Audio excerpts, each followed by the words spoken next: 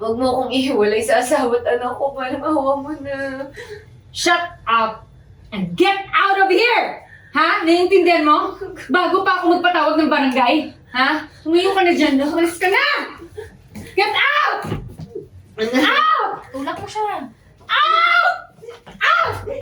Alas mo na yan! Hindi ko iiwan yung asawa ko.